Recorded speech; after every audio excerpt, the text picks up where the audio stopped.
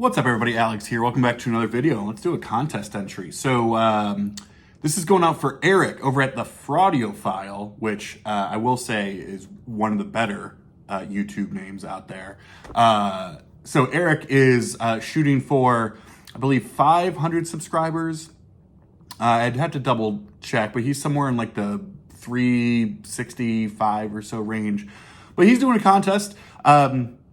And it's based on Pink Floyd. Now, Pink Floyd is one of my favorite bands of all time. One of my goals with my channel is to actually start doing like full-on catalog ranking videos. I just haven't gotten around to it. It's a little bit of a daunting task, but I think this is good practice because what Eric is asking us to do is rank our top 3 Pink Floyd albums. Now, I've seen a lot of people do this, and I don't think it was particularly easy for anyone. Well, I'm sure it was easy for some people.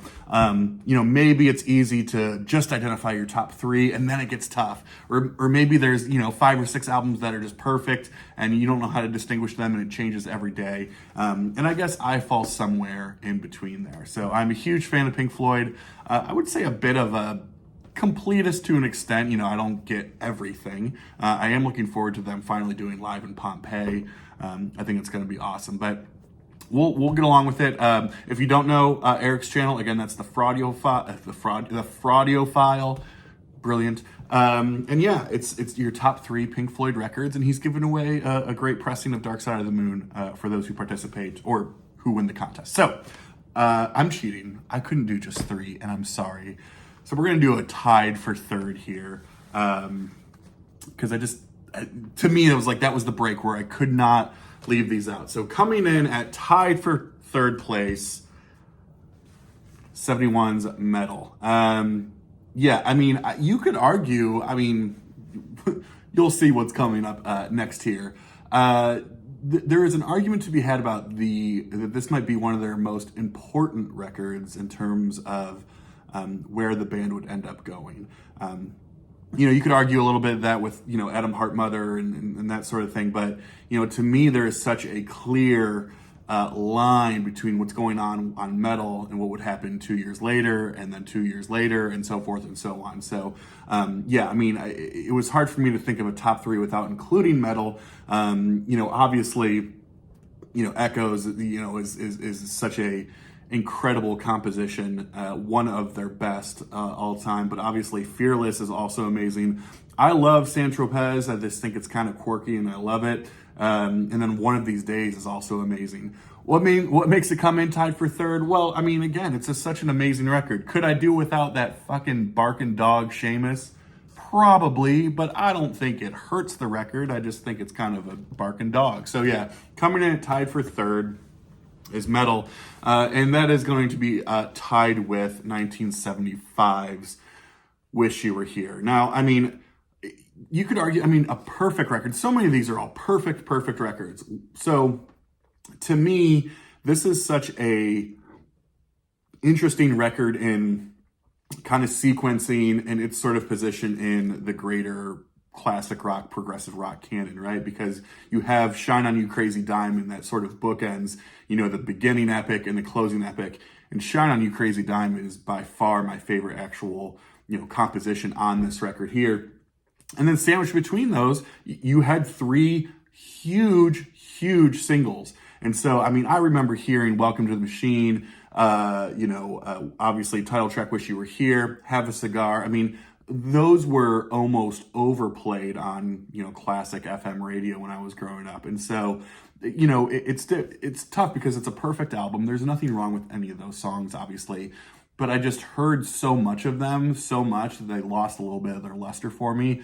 I was never crazy into Have a Cigar or even Welcome to the Machine. As great as they are, they just never really pulled me in the same way. So that's why it's going to be tied at number 3, Metal. Number 2, it is what it is. It's a lot of people's number 1. It's arguably the greatest record of all time. You know where I'm going with this. And of course, the 73's Dark Side of the Moon. What can you say? Now, granted, this was released on my birthday, March 1st. There's a technicality there. When you look this up, everybody says it was released March 1st, but I saw somebody posted sometime recently that was like, that's a lie. It wasn't released on March 1st, so I don't know.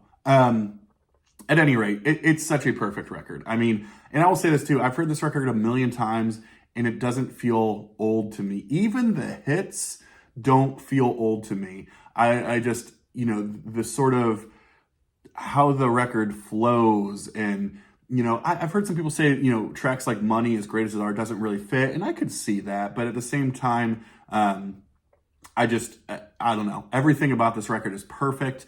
The hype is real. It deserves all the accolades in the entire world that it's gotten. And again, I never tire of it. I will say my favorite parts, and arguably some of my favorite parts of the Pink Floyd, experience, are the more kind of jazzier bits, or when they lean into these other areas. So I absolutely love, my favorite tracks on here are, tracks like Any Color You Like or The Great Gig in the Sky. And by far my favorite is Us and Them. Us and Them is one of my favorite tracks of all time. So yeah, that's my number 2. So what could possibly be, after I say all that, what could possibly be better than that? Well, I kind of, that is the best record to me, right? I mean, I don't think I would always kind of argue that is their best record. But to me, the record I've always connected with most, for a number of reasons, maybe it's the quote-unquote the prog pick, I don't know, but for me, it's 1977's Animals. I've just always connected with this record the most. What can you say? I mean, again, the whole concept, the politics, the writing, the long epic songs with sheep and dogs. In fact, I got a chance to see Roger Waters live a couple of years ago, and he played sheep, and of course, giant floating and sheep, like animatronic type stuff floating around the arena, and it just grooved, man, and it just jammed. And so I love the darkness of this record. I mean, the Battersea Station there kind of plays such a role in.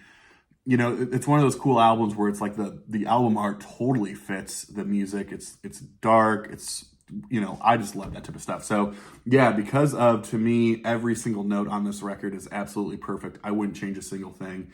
And some of my favorite Pink Floyd compositions are on here, like I said before, with dogs and sheep. So yeah, Animals from 1977. That is my number 1 Pink Floyd record. So there you go. Please go over, support Eric, subscribe to his channel. Again, that is the Fraudiophile. New channel to me, but I'm happy to jump on board and support any way I can. And thanks for watching, and let me know what you think are your top Pink Floyd records. And maybe I'll do a full ranking here soon, since this has kind of got me going. So thanks for watching. Have a good rest of the day, and we will see you soon. Bye.